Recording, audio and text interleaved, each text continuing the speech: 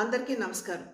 2024 సార్వత్రిక ఎన్నికల్లో తెలుగు ప్రజలందరూ ఎన్డీఏ కూటమిని అనూహ్యంగా ఆశీర్వదిస్తూ అద్భుతమైనటువంటి విజయాన్ని కూటమికి మీరు అందించడం జరిగింది.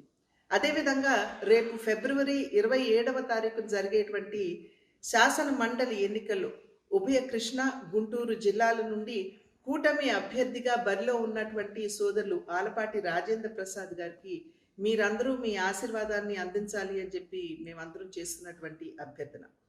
2019 ఎన్నికల సందర్భంలో వైఎస్ఆర్సీపీ పార్టీ పరిశ్రమలు తీసుకొచ్చి ఉపాధి అవకాశాలు బిడ్డలు కల్పిస్తామని, అదేవిధంగా ప్రతి సంవత్సరం డిఎస్సిని నిర్వహించి మేము ఉపాధి అవకాశాలు పెంపొందిస్తామని చెప్పి వారు చేసినటువంటి వాగ్దానాలు ఏవైతే ఉన్నాయో అవన్నీ కూడా నీటి మూటలుగా మిగిలిపోయినటువంటి విషయం మనందరికీ అనుభవం అయినని చెప్పి నేను భావిస్తున్నాను.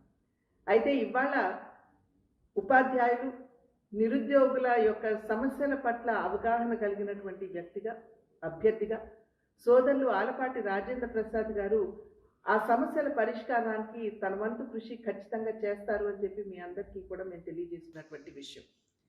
సంఖ్యాక్రమంలో మొదటి స్థానంలో ఉన్నటువంటి ఆలపాటి రాజేంద్ర ప్రసాద్ గారికి మీరు మీ మొదటి ప్రాధాన్యత ఓటుని వేసి వారిని ఖచ్చితంగా ఆశీర్వదించాలి అని చెప్పి మేమందరం కూడా చేస్తున్నటువంటి అభ్యర్థన.